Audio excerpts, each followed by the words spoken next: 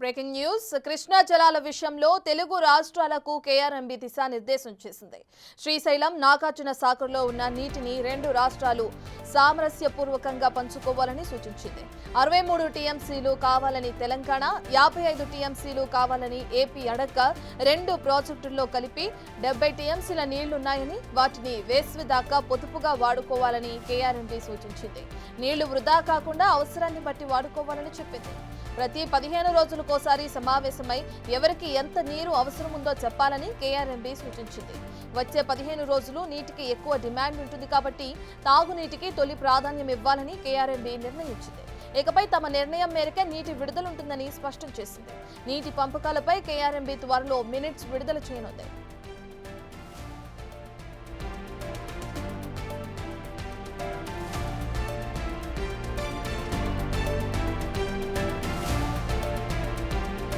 ఇక కృష్ణా జలాల విషయంలో రెండు తెలుగు రాష్ట్రాలకు అటు కేఆర్ఎంబీ దిశానిర్దేశం చేయడం మనం చూస్తున్నాం. అయితే శ్రీశైలం నాగార్జున సాగర్లో ఉన్న నీటికి సంబంధించి రెండు రాష్ట్రాలు ఇప్పటికే కేఆర్ఎంబీతో మీటింగ్ కి అటెండ్ అయ్యాయి. ఇక ఈ మీటింగ్ లో సామరస్యపూర్వకంగా పంచుకోవాలి నీటిని అని చెప్పి కూడా కేఆర్ఎంబీ సూచించినట్లు కూడా మనం చూస్తున్నాం.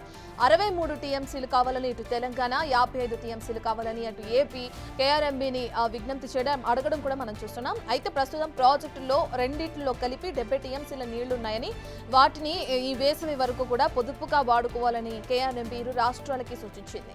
నీళ్లు వృధా కాకుండా అవసరాన్ని బట్టి వాడుకోవాలని, అలాగే 15 రోజులకు ఒకసారి సమావేశమై ఎవరికి ఎంత నీరు అవసరం ఉందో చెప్పాలని కేఆర్ఎంబీ సూచించింది. అయితే వచ్చే 15 రోజులు నీటికి ఎక్కువ డిమాండ్ ఉంటుంది కాబట్టి, అంటే వేసవి స్టార్ట్ అవుతుంది, ఈ 15 రోజుల్లో ఎక్కువ డిమాండ్ ఉంటుంది కాబట్టి తాగునీటికి ఫస్ట్ అధిక ప్రాధాన్యత ఇవ్వాలని కూడా కేఆర్ఎంబీ నిర్ణయించినట్లు కూడా ఈ సమావేశంలో మనకు అర్థమవుతుంది. ఇకపై తమ నిర్ణయం మేరకే నీటి విడుదల ఉంటుంది అని కూడా స్పష్టం చేసింది. ఇక నీటి పంపకాలకి సంబంధించి అటు కేఆర్ఎంబీ త్వరలో మినిట్స్ విడుదల చేయనుంది. దీనికి సంబంధించి ఇప్పుడే కేఆర్ఎంబీతో రెండు తెలుగు రాష్ట్రాల నేతలు మీటింగ్ కి హాజరవడం మనం చూస్తున్నాం. అయితే మొన్నే జరగాల్సిన మీటింగ్ అటు ఏపీ నుంచి కొంతమంది అధికారులు హాజరయ్యే అవకాశం లేదు, దాన్ని నెక్స్ట్ పోస్ట్ పోన్ చేయమని కూడా అడగ్గా ఇప్పుడు మీటింగ్ జరగడం కూడా మనం చూస్తున్నాం. ఎట్టకేలకు నీటి విషయానికి సంబంధించి కృష్ణా అలాగే శ్రీశైలం ప్రాజెక్టుల నీటికి సంబంధించి కేఆర్ఎంబీ కొన్ని కీలక నిర్ణయాలు తీసుకున్నట్లు కూడా మనకు తెలుస్తుంది. ఇరు రాష్ట్రాల నేతలు వాళ్ళకి కావాల్సిన నీటి వాటాలని ఎంత కావాలని విజ్ఞప్తి చేసిన క్రమంలో ఇక వేసవి కాలాన్ని దృష్టిలో ఉంచుకుని కేవలం 70 టీఎంసీల నీళ్లు మాత్రమే అందుబాటులో ఉంటాయి, వాటిని పొదుపుగా వాడుకోవాలి. వేసవిని దృష్టిలో ఉంచుకుని ప్రతి ఒక్కరూ ముందు మంచి నీటికి, త్రాగునీటికి ప్రాధాన్యత ఇవ్వాలి ఇరు రాష్ట్రాల నేతలని చెప్పి కూడా కేఆర్ఎంబీ ఈ మీటింగ్ లో కీలక నిర్ణయాలు తీసుకోవడం మనం చూస్తున్నాం. ఇక ఎట్టకేలకు నీటి పంపకాలపై కేఆర్ఎంబీ త్వరలో మినిట్స్ విడుదల చేసే అవకాశం కనిపిస్తుంది.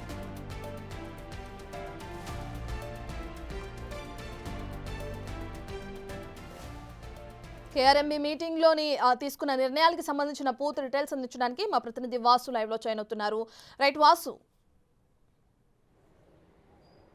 రత్న, ఈరోజు కేఆర్ఎంబీ సమావేశానికి సంబంధించి కూడా కీలక అంశాలు అయితే వెలుగు చూస్తున్నాయి. ప్రధానంగా కూడా కృష్ణా రివర్ బోర్డు సంబంధించినటువంటి ఆ మీటింగ్లో కూడా ఎవరైతే చైర్మన్ అతుల్ జైన్ ఆధ్వర్యంలో కూడా ఇద్దరు ఏపీ తెలంగాణ ఈఎన్సీలు భేటీ అయ్యారు, ఇతర అధికారులు కూడా ఇరిగేషన్ సంబంధించి భేటీ అయ్యారు. అయితే ప్రధానంగా ఈ యొక్క కృష్ణా వాటర్కి సంబంధించినటువంటి సమస్యను సామరస్యపూర్వకంగా పరిష్కారం చేసుకోవాలని కూడా ఇరు వర్గాలు నిర్ణయించాయి. దీనికి సంబంధించి కేఆర్ఎంబీకి కొన్ని ప్రతిపాదనలు కూడా ఇవ్వడం జరిగింది. అయితే ప్రధానంగా తెలంగాణకు సంబంధించి దాదాపు జూన్ నెల వరకు కూడా 63 టీఎంసీల నీళ్లు అవసరం ఉందని కేఆర్ఎంబీకి వివరించారు.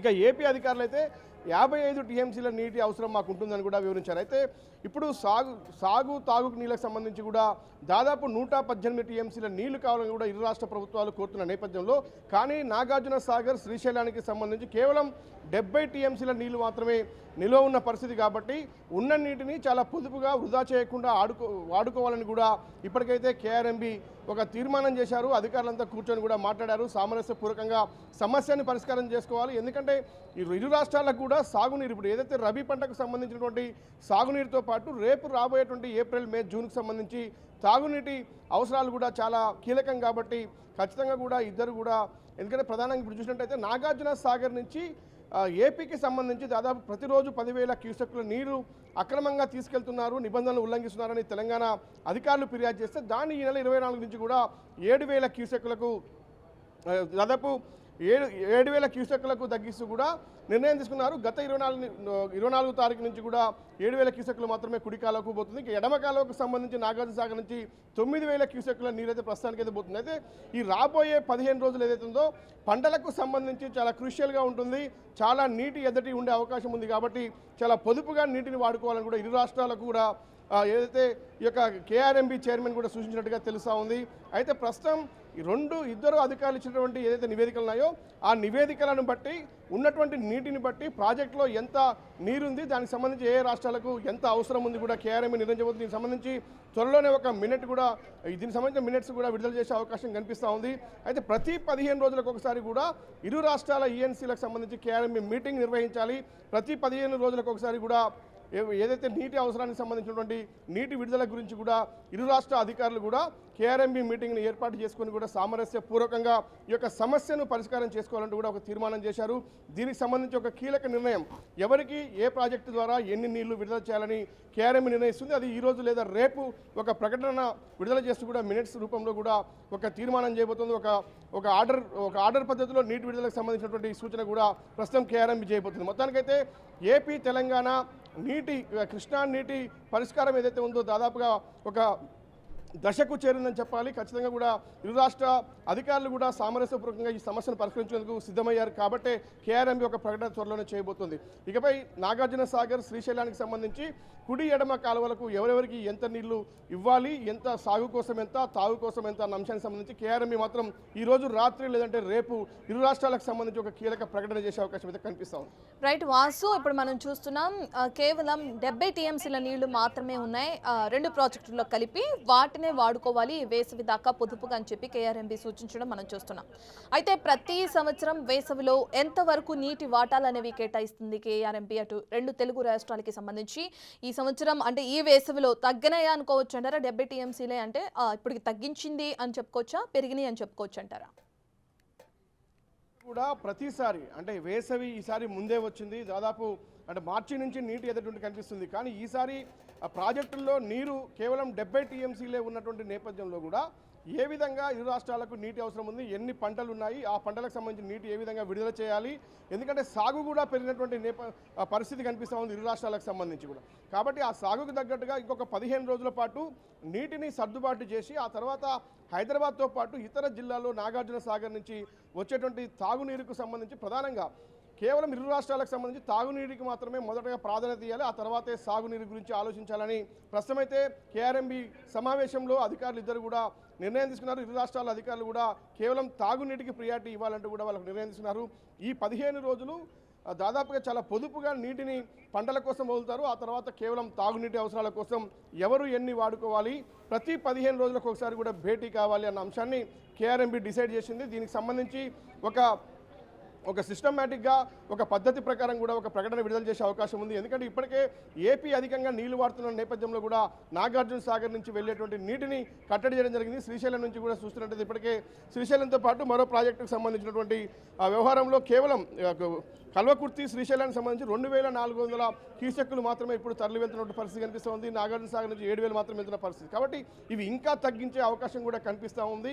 పొదుపుగా నీటి వాటాలు పంచుకోవాలి, మరోపక్క ఎవరికి ఇబ్బంది రాకుండా చూసుకోవాలనే ఒక సామరస్యపూర్వకమైనటువంటి తీర్మానానికి అయితే వచ్చినట్టు తెలుస్తుంది. దీనికి సంబంధించి కేఆర్ఎంబీ ఈరోజు రాత్రి ఒక ప్రకటన విడుదల చేసే అవకాశం ఉంది. ఎవరికి ఎన్ని ప్రాజెక్టుల రూపంలో ఎంత నీరు వెళ్లాలనే అంశానికి సంబంధించి మొత్తానికైతే కేఆర్ఎంబీ సమావేశం తర్వాత కూడా 2 రాష్ట్రాల ఈఎన్సీలు మళ్ళీ ప్రత్యేకంగా గంట పాటు సమావేశం అయ్యారు.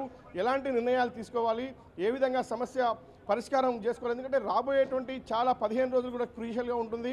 ఇద్దరికి కూడా నీళ్ళ అవసరం ఖచ్చితంగా కనిపిస్తూ ఉంది పంటలకు సంబంధించి. కానీ ఆ తర్వాత మార్చి, ఏప్రిల్, మే, ఎందుకంటే జూన్ వరకు వర్షాలు ఎప్పుడు పడేది తెలియదు కాబట్టి జూన్ వరకు కూడా దాదాపు తెలంగాణకు సంబంధించి 63 టీఎంసీల నీటి అవసరం ఉంటుందని అధికారులు చెప్పారు. కానీ ఏపీ అధికారులు కూడా మాకు కూడా అలాంటి నీటి ఎదుటే ఉంది కాబట్టి 55 టీఎంసీలు. కానీ ఇక్కడ ప్రాక్టికల్గా చూస్తే ప్రాజెక్టుల్లో కేవలం 70 టీఎంసీలే ఉంది కాబట్టి చాలా పొదుపుగా అంటే అడిగిన దానికి వీళ్ళు ఇప్పుడు నాగార్జున సాగర్ శ్రీశైలంలో ఉన్న వాటర్ సంబంధించి కావచ్చు, ఇరు రాష్ట్రాలకు కోరిన దానికి సంబంధించి కేవలం 50% తేడా కనిపిస్తుంది. అంటే 50% నీటి ఎద్దటి ఇప్పుడే కనిపిస్తున్న నేపథ్యంలో కూడా వాటిని ఇప్పటి నుంచే కంట్రోల్ చేసుకోవాలి. ఇప్పటి నుంచే నీటిని వృధా చేయడానికి వీల్లేదు. తాగునీటి అవసరాలకు కోసం మాత్రమే మొదటి ప్రియారిటీ ఉంటుంది. సాగునీటికి సంబంధించి కేవలం ఈ 15 రోజుల పాటే విడుదల చేస్తాం. ఆ తర్వాత చాలా కట్టడి చేయాల్సిన అవసరం ఉంది కాబట్టి ప్రతి 15 రోజులకు ఒకసారి ఇరు రాష్ట్రాల అధికారులు మరోపక్క కేఆర్ఎంబి సమావేశానికి హాజరు కావాలని మాత్రం ప్రస్తుతం యొక్క చైర్మన్ సూచించారు.